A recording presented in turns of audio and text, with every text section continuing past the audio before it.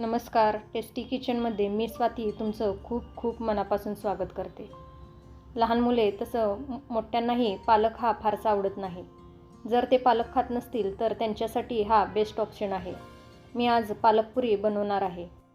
आज आपण टम्म फुगणारी त्याचबरोबर खुसखुशीत आणि टेस्टी अशी पालकपुरी बघणार आहोत. पुरी जर टम्म फुगत नसेल आणि फार तेलकट झाली तर खाण्यात मजा नाही. तुम्ही बघू शकता इथे आपली पुरी किती टम्म अशी फुगलेली आहे.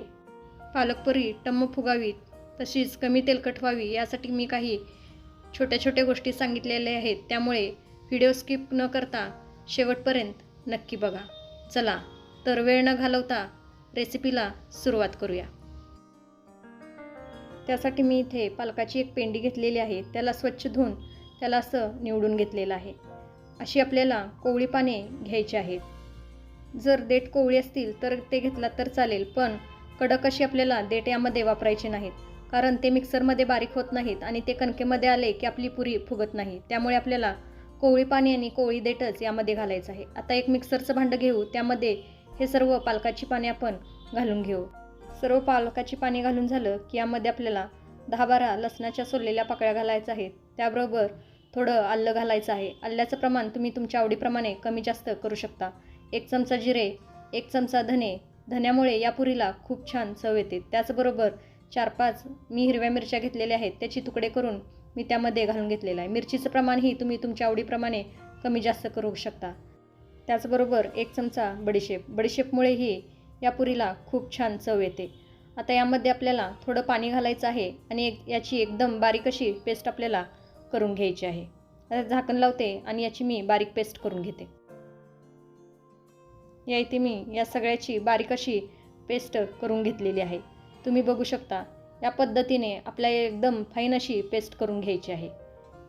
आता ही पेस्ट आपण परातीमध्ये काढून घेऊ.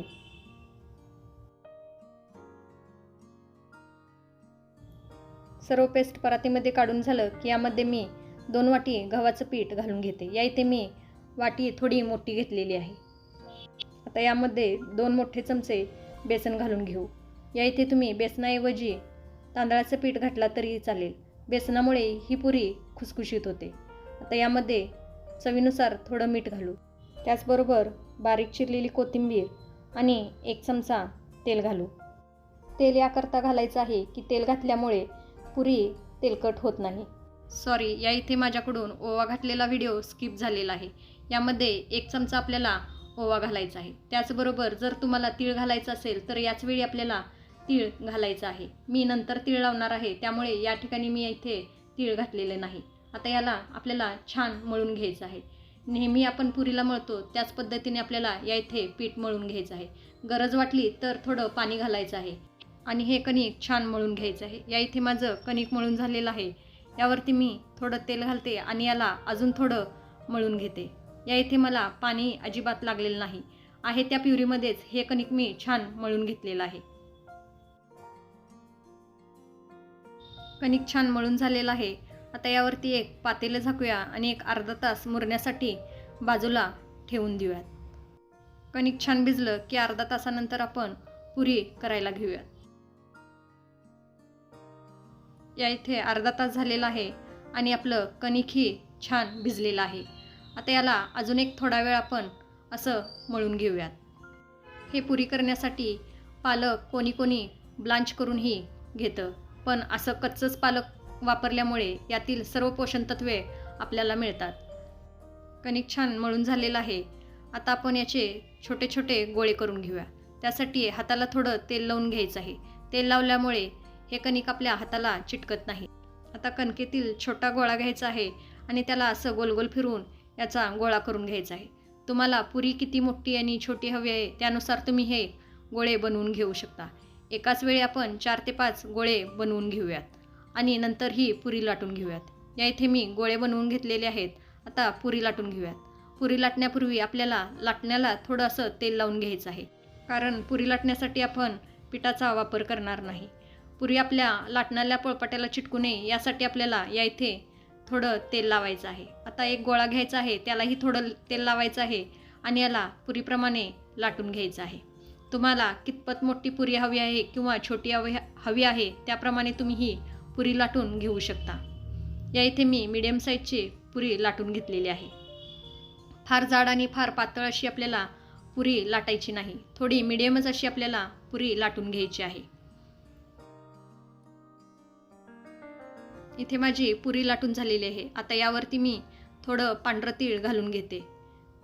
असं वरून तीळ घातलं की पुरी खूप छान दिसते. आता याला थोडं प्रेस करायचं आहे आणि याला असं लाटून घ्यायचं आहे, जेणेकरून सर्व तीळ आपल्या पुरीवरती छान चिकटतील. जर तुम्हाला वरून तीळ लावायचं नसेल तर आपण कणिक मळतो त्याच वेळी 1 चमचा तीळ घातला तरीही चालेल. आता याच पद्धतीने मी सर्व पुऱ्या लाटून घेणार आहे. या ठिकाणी तुम्ही तिळाऐवजी कलोंजी लावला तरीही ही पुरी खूप छान दिसते. तीळ लावलात तरीही चालेल किंवा नाही लावला तरीही चालेल, पण तीळ लावल्यामुळे या पुरीला छान चवही येते, त्याचबरोबर ही पुरी खूप छानही दिसते. याच पद्धतीने 4 ते 5 पुऱ्या मी एका वेळी लाटून घेते. आता ही पुरी लाटून झालेली आहे. आता आपण पुऱ्या तळायला घेऊया. त्यासाठी कढईमध्ये मी तेल गरम करण्यासाठी ठेवलेलं आहे.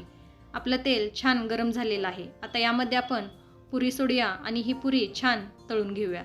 पुरी सोडल्यानंतर झाऱ्याने असं यावरती आपल्याला तेल मारायचं आहे. असं तेल मारल्यामुळे पुरी छान फुगते. या पद्धतीने आपल्याला सर्व बाजूने या पुरीवरती तेल उडवून घ्यायचं आहे.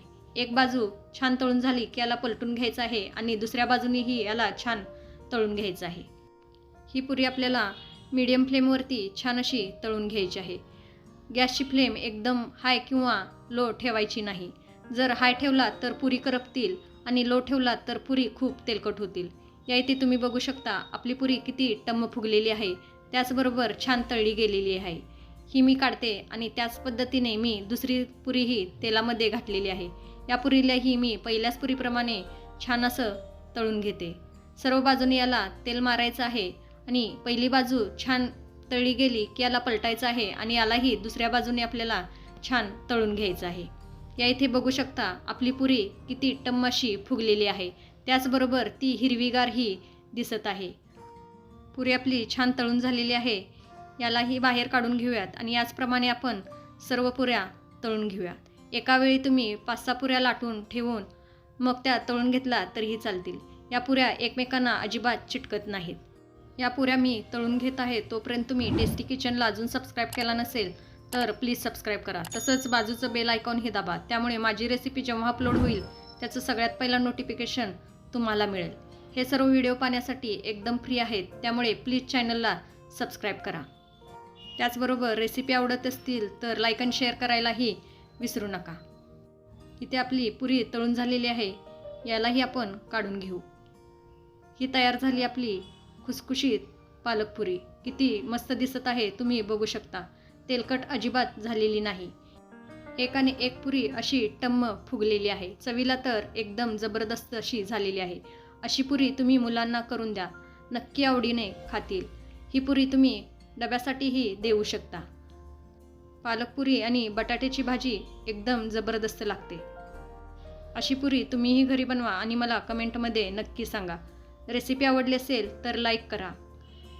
वेळात वेळ काढून ही रेसिपी बघितल्याबद्दल खूप खूप धन्यवाद. परत भेटू अशाच एका नवीन रेसिपीसोबत. तोपर्यंत मस्त खा, टुमटुमीत रहा. Bye bye.